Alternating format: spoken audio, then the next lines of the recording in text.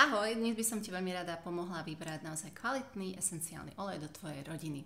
Moje meno je Dominika Dvoranová, ja už niekoľko rokov pretváram domácnosti na low tox, venujem sa aromaterapii a pomáham klientom používať aromaterapiu naozaj efektívne. Som súčasťou Olejovej akadémie, je to komunita žien, ktoré milujú prírodné riešenia a zároveň komunita Olejová akadémia ponúka tie najúžasnejšie postupy s aromaterapiou a esenciálnymi olejmi, ktoré môžeš do svojho života zaradiť, tak aby to bolo pre teba jednoduché, na pár klikov, aby si našla vlastne v komunite naozaj všetky dôležité informácie. Dolu pod týmto videom nájdeš môj bezplatný webinár 10 základných olejov, ktorý ti môže byť veľmi nápomocný, pretože ti ukáže tie najpoužívanejšie esenciálne oleje, ktoré by sa ti naozaj mohli hodiť do tvojej domácnosti a ako vlastne sa dá s nimi pracovať.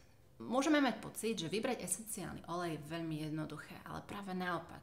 Dnes ich je množstvo aj v bežných obchodoch, na bežných e-shopoch, v nejakých tarčekových predaniach a ty sa určite zamýšľa nad tým, že dobre, tak ale ktorý je ten, ktorý je 100% čistý a ktorý mi bude aj fungovať. Poďme pekne po poriadku. Číslo 1, na čo by si mala pozerať, je kvalita esenciálneho oleja.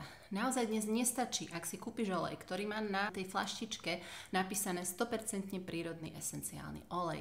To nič nehovorí o tej kvalite esenciálneho oleja. Môže to hovoriť o tom, že áno, možno, že, alebo je tam bio napísaný, alebo takéto niečo, že možno, že tá rastlinka bola vypestovaná v ekohospodárstve, ale ty už netušíš ten ďalší proces tej destilácie, plnenia, či to tam bolo naozaj dodržaná tá čistota, kvalita toho procesu. Jednoducho neexistuje legislatívny proces, ktorý by kontroloval každý ten jeden esenciálny olej a výrobcu, ktorý takéto niečo na tej etikete napíše. Takže naozaj nemáš tú garanciu, že to tak skutočne je. Kvalita olejov je nesmierne dôležitá a to kvôli tomu, že esenciálne oleje prechádzajú dýchaním do tela a ovplyvňujú každú bunku v tele. Zároveň, takisto, keď si to chceš potierať na pokožku, prechádza to do nášho tela. Takže ty naozaj chceš mať doma 100% čisté výťažky z rastliník a ty vieš, že to, čo z tých rastliník vzišlo, tak to je to jediné, čo v tých fľaštičkách máš. Bohužiaľ, naozaj dneska na trhu vidíme veľmi vzácne oleje, ako je kadidlo, rúža, mirha, ktoré stoja pár eur. A to nie je možné. Z môjho pohľadu naozaj toto nebudú 100% čisté esenciálne oleje, pretože vieme, že kadidlo, na jeho výrobu treba veľmi veľké množstvo živice, rovnako rúžový olej. Tam treba 10 000 kilúpeňov rúží na malinké množstvo esenciálneho oleja. Tá olej je potom samozrejme veľmi vzácny a aj tá cena jeho je vyššia. Ale nemusíme chodiť ani ďaleko. Ja som zvykla vidieť v bežných obchodoch, ktorých naozaj neodporúčam kúpovať esenciálne oleje ani na bežných e-shopoch. Olejčeky a ja neviem, citrónik, ktorý stále neviem, 3 eurá. A teraz sa zamyslím tak, akože dobre, tak v tých 3 eurách má byť vypestovanie toho citrónovníka, samozrejme pozbieranie, čiže platenie tých ľudí, ktorí sú na tej farme, potom vlastne vydestilovanie, celý ten destilačný proces je zaplatený, potom vlastne plnenie, nálepka, dovezenie k nám do krajiny, akože tá cenovka jednoducho nesedí. Dokážeš povedať, že ten olej bol testovaný na kvalitu v nejakom laboratóriu? Pretože ja keď som si vyberala esenciálne oleje do mojej rodiny, tak pre mňa toto bolo veľmi dôležité. Pretože som vedela, že ja chcem, aby sme dýchali čistú prírodu a nie žiadne parfémy, prímesy, plnidlá a syntetiku. A keďže som to chcela potierať na svoje deti, takisto som chcela vedieť, že to je 100% čisté. Do teda olejčekoch som našla to, že tuto máme vlastne číslo, každý jeden ten esenciálny olej, ja mám takúto levandulku, má túto číslo. To číslo, keď dáte do www.source2you.com, ja vám to napíšem tuto dole pod video, tak vám vybehne rodný list tejto fľaštičky, znamená, že bola testovaná a vybehne nám vlastne zloženie práve tohto olejčeka, ktorý držíte vo svojej ruke. A ja som bola aj v Corku v Írsku pozrieť, kde sa plnia tieto olejčeky do takýchto krásnych fľaštičiek a zároveň tam má doteraz aj svoje vlastné laboratórium a vykonávajú sa tam testy, až 14 testov na kvalitu, vrátanie napríklad testov na ťažké kovy. Naozaj sú tam veľmi vzácne veľké stroje, ktoré toto všetko testujú. Máme tam úžasný tým vedcov. Predstavte si, že ešte takto naplnený olejček sa vytiahne z tej celej palety, ktorá už je kvázi nachystaná na poslanie do skladov v Európe a ešte raz sa otestuje, či náhodou v tom celom procese toho, vôbec, že odkedy prišiel ten olej do skladu, ako sa začal vlastne plniť počas toho plniaceho procesu, či náhodou tam nenastalo niekde kontaminácie toho oleja, aby sme naozaj mali istotu, že toto, čo si kvapkáme, je absolútne 100% čistý esenciálny olej. Môžeme zabudnúť na oleje typu tropical, typu jahodový olej, toto všetko. Jahody nemajú esenciálny olej, takže si to len tak predstavte, že keď pôjdete do obchoda, takéto nejaké vône tam vidíte, tak akože to je čistá syntetika.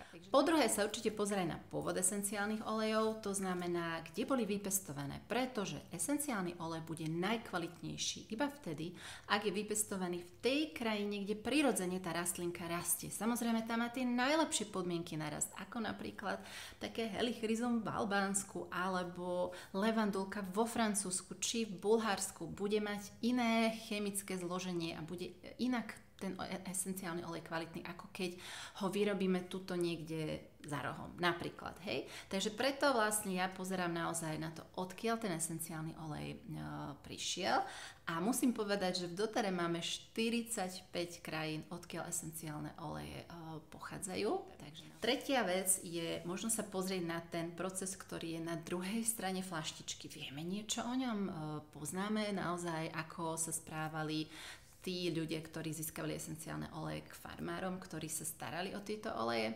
Zasa, doteraz ma presvedčilo to, že každý farmár je férovo odmeňovaný za tú prácu, ktorú robí. Peniažky dostáva dopredu, aby sa nemusel stresovať a s tým, či bude mať na to dostatok financií, bude to vedieť vlastne vypestovať tak, ako to má.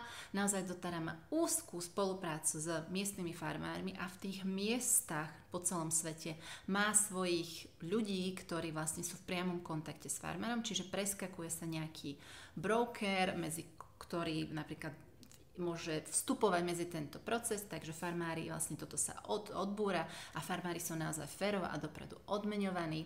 Majú takú pohodu, keď pestujú tie rastlinky, nikto ich netlačí na to, aby, ja neviem, kadidlovník sa narezal 10 krát do roka.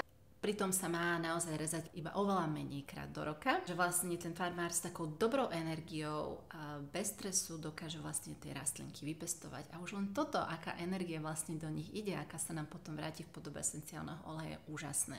Perfektné je to, že napríklad keď som videla, že dotera v Somálsku postavila vlastnú nemocnicu v časti, kde je kadidlo, tak to ma neskutočne presvedčilo tiež o tom, že to naozaj nie je len o tom zisku a získavaní prírodného bohatstva, ale že jej záleží na tej komunite, na farmároch, ktorí tam žijú, ktorí ináč museli chodiť dlhé hodiny do nemocnice, vybudováva školy, komunitné centra veľmi v blízkosti tých fariem, aby farmári mohli prísť a mali vlastne všetko po ruke a mohli naozaj s takou spokojnosťou potom ďalej sa starať o tie rastlinky. Sama som bola na farme v Bulharsku, kde sa pestuje levandulka, kde som videla, že ten proces je čistý, že rastlinky sa nepostrekujú nejakými pesticídmi, že ak sa postrekujú, tak sa postrekujú naozaj napríklad tou levandulkovou vodou, ktorá odháňa škodcov, hej, že nie sú tie rastliny postrekované na to, aby potom, keď sa vydestilujú, tak sa vlastne tie pesticídy dostávajú vlastne do esenciálneho oleja. Keď si esenciálny olej kúpiš, máš k nemu aj nejaký návod, vieš, ako ho používať, alebo ho len kúpiš a týmto pre teba skončilo a ty si vlastne všetko musíš googliť, čo aj nevygooglíš. Proste nemáš tamto dobré poradenstvo na mieru. Vtedy sa stane, že ti olejčeky môžu stať na poličke, čo sa stalo aj mne, kde som proste vyhodila peniažky takto do vzduchu a olejčeky mi nefungovali.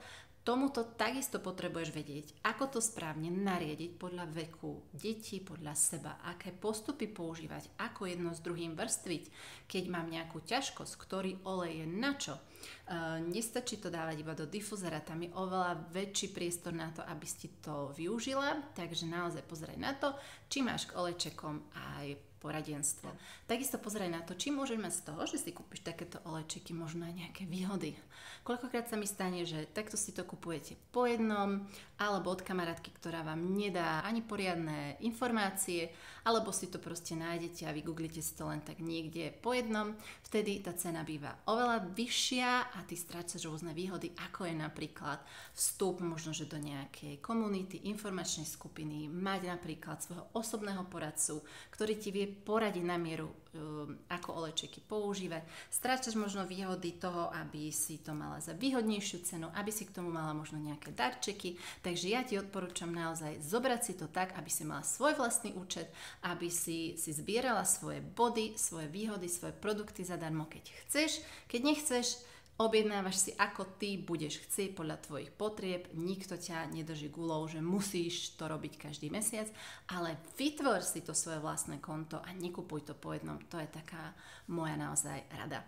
A posledná rada, nekupuj všetky oleje, ale naozaj poraď sa a vyber si také olejčeky, ktoré by tebe sedeli na tvoje potreby, čiže ty potrebuješ naozaj sa rozprávať s niekým, kto ti to vie odporučiť, poradiť, vysvetliť dávkovanie, nastaviť ti denné rituály, tak aby si mala tie olejčeky nie len že do difuzera, ale aby si ich vedela použiť na rôzne ďalšie veci a nestali ti len tak na poličke a naozaj si využila ich maximálny potenciál, aby si naozaj si vedela pomáhať takto komplexne, prírodne.